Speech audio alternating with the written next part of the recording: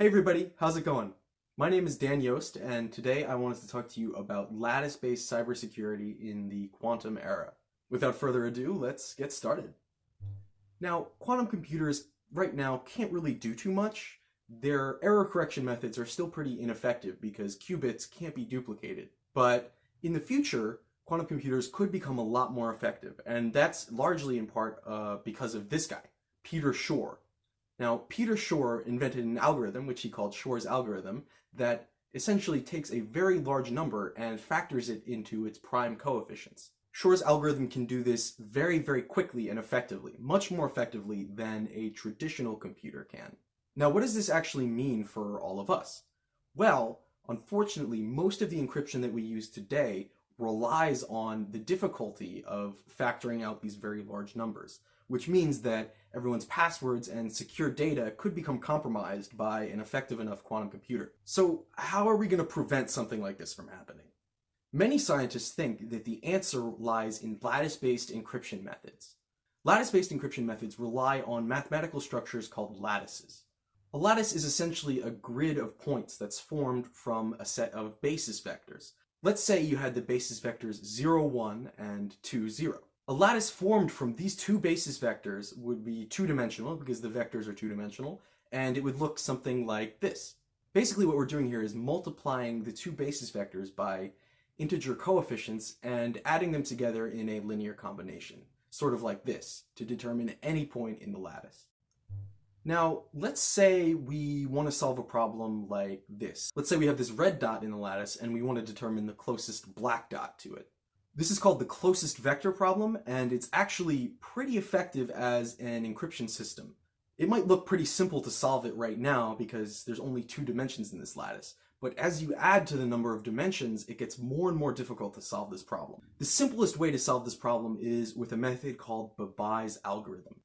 Babai's algorithm is pretty much how anyone would solve this problem if they were just given a piece of paper and some algebra terms. So let's say the red dot is the point P. All we have to do is solve this linear combination for the values b, and then round the values b to the nearest whole integer. This should give us an actual point in the lattice that we can then use as an answer to the closest vector problem.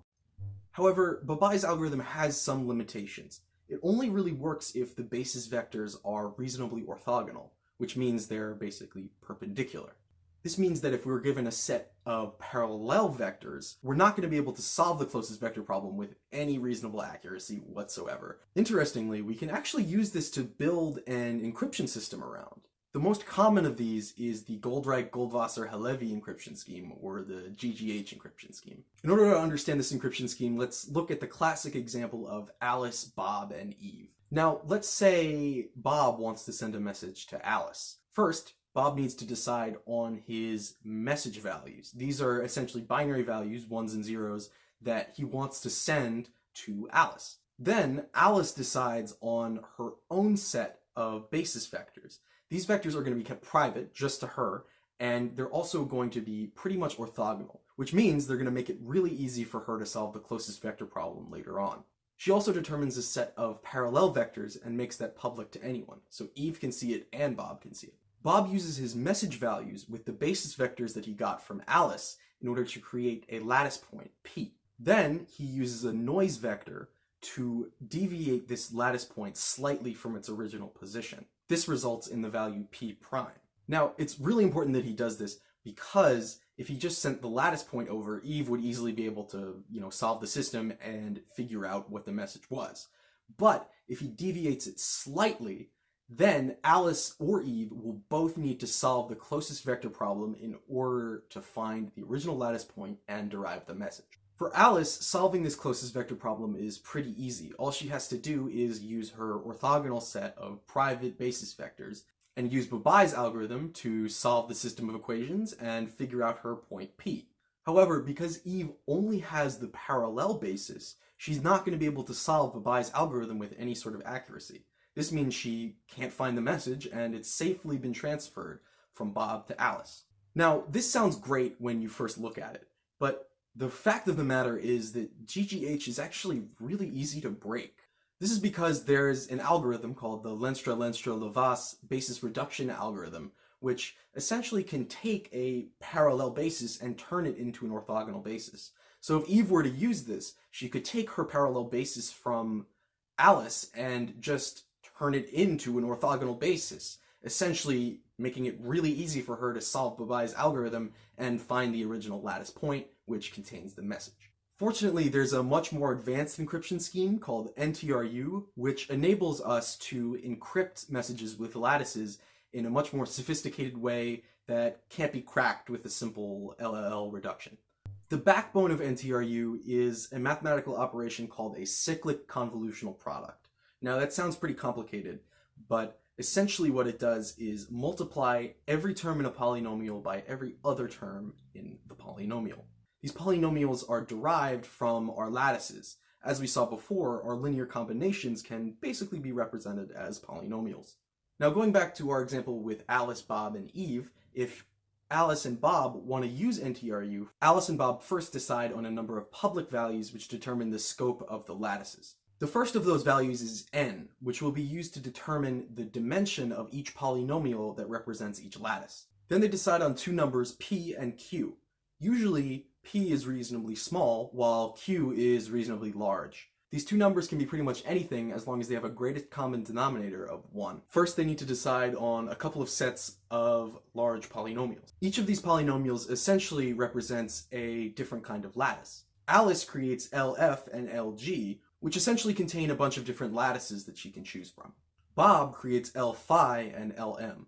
L-phi contains essentially some noise vectors that he can deviate his original message from, essentially, like we had in GGH, and LM contains the binary values of his messages. To start, Alice picks two polynomials from her sets, f and g. Bob selects two from his two sets, phi and m. M is the message and phi is his noise vector. Next, Alice calculates the inverses of her polynomial f when taken mod q and when taken mod p. She calls these inverse polynomials big FQ and big FP. She calculates the inverse of f using the Euclidean algorithm, which is essentially the most efficient way to calculate an inverse. Next, Alice determines her public key h by taking the cyclic convolutional product of fq and g. To send Alice a message, Bob needs to determine his encrypted message e. First, he calculates the cyclic convolutional product of his noise vector phi and h, Alice's public key. Then he multiplies that by p and adds m, then takes the whole thing mod q. This is his polynomial e. Then he sends e to Alice.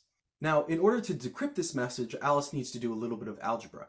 First, she takes the equation that Bob used to calculate e and substitutes in her calculations for h. Then she takes the whole equation and takes the cyclic convolutional product of it with f. Because big FQ is the inverse of f, big FQ and f cancel each other out. Next, she takes the entire equation mod p. Because the first term in this equation is entirely multiplied by p, it can cancel out. Because when you take p mod p, it results in 0. Now, all Alice has to do is multiply by big FP. Because big FP is the inverse of f when taken mod p, f and fp cancel each other out. This results in the final message polynomial m. This means that all Alice really wants to do if she wants to find m when given e is multiply by the convolutional product f, then take the whole thing mod p, and then multiply by the inverse big FP. However, because Eve doesn't know the values of f, fq, or fp, she can't solve this equation, so she can't ever find the value m. Now, this is all pretty complicated, and I'm not fully expecting you to understand it 100% just from this video. If you'd like to research it a little bit more, I'd encourage you to read my full paper, which goes much more into depth on quantum computing, how that all works, how the basics of encryption work, and also how NTRU works in a little bit more detail with some more algebra and examples and things. Also, if you'd like to see this in a little bit more of a practical application, I've written a program called LatLock, which actually enables you to use NTRU to encrypt files on your home computer. Essentially, the way it works is you just put in a password and pick the file you want to encrypt,